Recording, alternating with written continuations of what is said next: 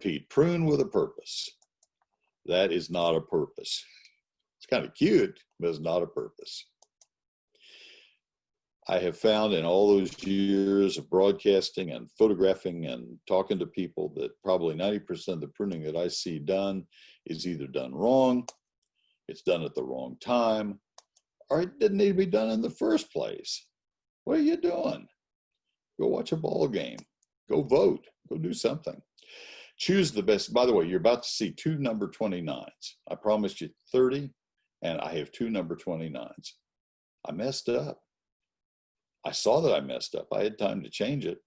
I didn't see anything I wanted to take out. It's like those, which of these assets are you going to take out to leave room for a fast growing shade tree?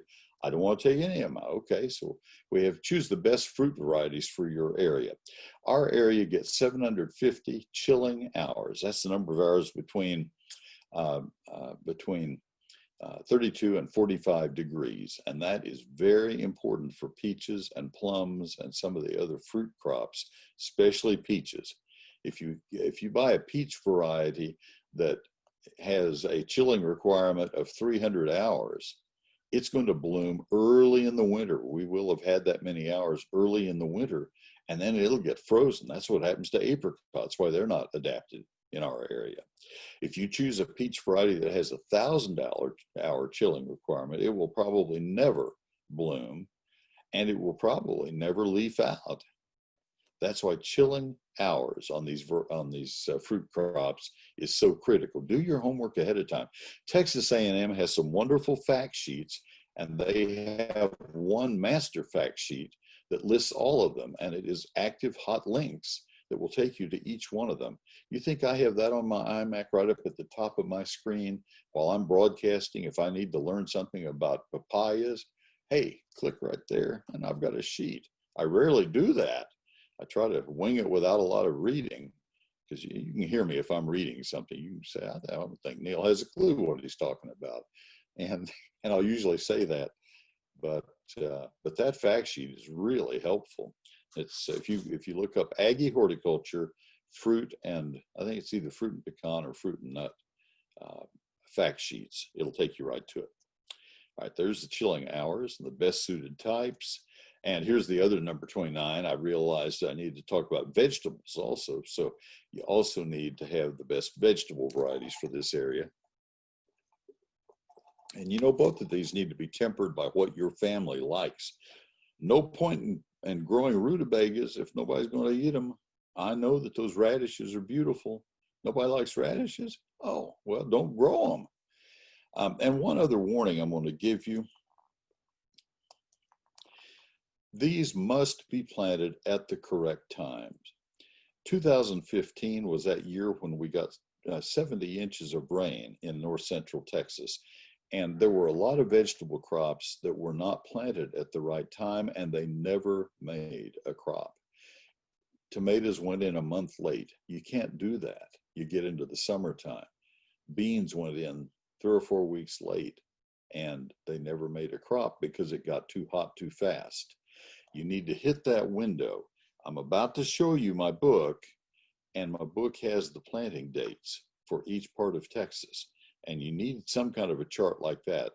The A&M vegetable sheets also has a planting chart that will help you. Somewhere you need to have that information, because you have a 2 or 3 week window on planting, for example, Irish potatoes, the middle of February, and onions the last week of January, and squash the first 2 weeks of April, and tomatoes the first 2 weeks of April, and okra the middle of April to the 1st of May, and so forth, all the way through. You need to honor that. Look for professional help, somebody you can trust. This is Steve Hauser, my buddy, who is the owner of Arbor-Illogical Services. Now, I always sound like I'm mumbling when I give that name. Arbor-Illogical Services, great company, an even greater man. He is an arborist of the year for the state of Texas. That's working in our pecans here at our house. You need to find people who are the best in the business. Look for certified arborists. Look for Texas certified nursery professionals, licensed turf irrigators, and pest control agents as well. They're all there. Each segment of the horticulture industry has certified professionals in it. That's what you want to look for. That's not a certified professional. I would be happy to help you. I'll tell you a few places where I work. I work, as I mentioned, Sunday mornings on WBAP from 8 to 10. And that is the phone number where you can reach me on Sunday mornings. I also am on KLIF, and I just didn't put it in here. It would have meant shrinking the photo. I did this slide a week ago. I've been doing that program for 2 years, so it would have been easy enough to put it in there. That's Saturday afternoons, and that's 570 on the radio dial, and that one is from 1 to 3 in the afternoons. There's my newsletter, eGardens. Sign up for it. It's free. You go to neilsperry.com, and there will be one coming out tonight. I've been working on it all day today, and I will be proofreading it. I beg your pardon. That was yesterday. I was working on it, getting it ready, and it was just as I got this ready. And it is a labor of love. I spend about a day to a day and a half each week on eGardens. Sign up at neilsperry.com. You can see what it looks like. We leave the latest one archived on my website always. I hope you'll sign up for it. And then join me on Facebook. Just spell my name right and you'll get to my page. There are a lot of pages there. And one of my competitors for a while had bought up the rights to, instead of neilsperry.com, he had neilsperry. I think, I don't know, org or something. And so, but neilsperry.com will get you there. And here is a special I have just for you, just for this event today. This is my latest book, Neil Sperry's Lone Star Gardening. I self-published this book because I didn't want to meet with committees. I wanted to be able to do it my way. And I also wanted to be able to hire Carolyn Skye, who had been an editor for me for many years on my magazine and other things. And I knew she was just fabulous. She is unbelievably fabulous. And I knew Cindy Smith, the graphic designer who had done my calendars for 10 years, was the very same way. The three of us did this book. It was printed in San Antonio by Clear Visions. I didn't want it to be printed in China. Most of the publishing houses now go to China with their books. I was at the press runs, all 43 press runs, to make sure it was done right. And there is an example of one of 25 multi-page charts that are in the book. 840 of my photographs. That's a photograph of our yard on the cover. What more can I tell you? I sign every book as it sells. And here is a little more information on it. Neil Sperry's Lone Star Gardening. It's not in stores and it's not on Amazon. You can only get it from my website or by calling my office. This book, if it were in stores, would probably be $55 or $60 because of all the ink, the hardback, everything else. That's what I brought to you. I'll leave that up for just a moment. I have several questions that were asked, and then we'll shut it down. Number one had a question that was sent fairly late in the game. Texas Star Hibiscus, care for the wintertime. When I grow that plant, I love that plant. It's a hardy hibiscus. It's a mallow. I let them freeze with the first killing frost, and then I cut them off at the ground. And I'll put some tree leaves over the top. It's hardy clear to Lake Erie, so you don't have to worry about it freezing. And it'll be one of the later plants to come back in the spring, in April. And at that point, you just step out of the way and you're all set. So it's Texas Star Hibiscus. It looks very different from the other hardy hibiscus varieties. I have a question from Barbara in Arlington asking about pine trees in my yard. They cover over, they're over 50 feet tall. Is it good or bad for my yard to leave a lot of the needles and cones in the yard, or should I mulch over them? I would rake up the cones. You don't want to run those through your lawnmower. And I'd rake up the majority of the needles. I'd use them somewhere. They certainly should not be discarded. I don't think you want to try to run all of that through your mower. That's a lot of fiber to put through the mower. There are a lot of people who would love to have those to use as a mulch on a slope. They're very effective that way. I normally don't leave a lot of leaves on my lawn. That's too much organic matter. So that's number two. Number three, Howard in Hurst. What kind of fertilizer do I need to apply to my St. Augustine now that fall is here?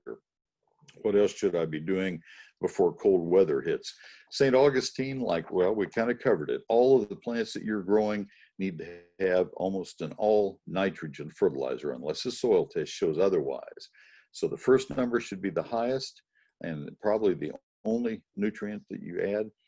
And you need to have upwards of half of that nitrogen in slow release form, encapsulated.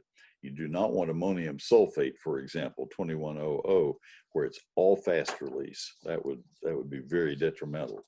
Let your nurseryman or a really good hardware store employee who knows fertilizers, let them explain that to you and show you how to tell. Number 4, D in grapevine. What are the, back to the St. Augustine in the fall, watch out for brown patch. It's showing up now. You pull on the blades in a browning area, they come loose easily. That's an indication of brown patch, and there are fungicides that will stop it. It will turn an area brown very quickly in 2 or 3 days. D in grapevine asks, what are the biggest mistakes that homeowners make in maintenance-wise with our yards and trees this time of year? I think we quit mowing. We don't pick up the tree leaves. That's a good way to trap moisture beneath the leaves, and that will lead to diseases. We kind of forget about things because we think, well, we're going into the winter. It doesn't matter as much. That's probably the main thing. Richard from South Lakes had some tree limbs and little branches fall and wonders how he can determine the vigor of his trees, the health and vigor. Small branches, that happens. You have twig girdlers, the insect. You have a lot of things that will happen. I'd have to see that one. Katie in Richardson, the recent rains have brought fire ants. How can we peacefully coexist with fire ants? That is a phrase that I cherish. I don't think you peacefully coexist with fire ants. What you do is you get one of the area-wide baits that contain fipronil. I'll try. Fipronil. There's a U in there somewhere. I did not spell that completely correctly, but you get the message. Fipronil area-wide bait will attract them, and they'll take it back to the mound. The mound will die. The queen will die. And then finally, Linda in Fort Worth says, I have 3x3 or 4x4 square, space. She wants 1 or 2 flowers and vegetables in a 3x3 or 4x4 space. Wants to have light, temperature, and water requirement suggestions. Oh, golly, that is a complicated question to answer. That's not much room. You're going to have to, that would be room for 1 tomato plant, for example, a 3x3 foot space. You could put lettuce beneath it. You could put some trailing annuals like pansies. Of course, pansies are in the winter. The tomato would be summer or late spring. That one you're going to have to just play around with a little bit and see what you like best and see what other people have done. There are plenty of things that can grow in that. You could have herbs in front of the tomatoes, basil, other things that don't get too tall. But that one's kind of a matter of personal taste. Folks, that is what I have for you. I've left up on the screen my contact information, neilsperry.com, and I'm on Facebook with my name. You can get me there, and certainly on WBAP Sunday morning and KLIF on Saturday afternoon. I have loved being with you today. To the sponsors of this event, thank you, and to County Commissioner Gary Fickus. As you know Gary, or as you see Gary, or if you have a chance to write to him, tell him and his staff, well done, very well done. Thank you for watching. Happy gardening.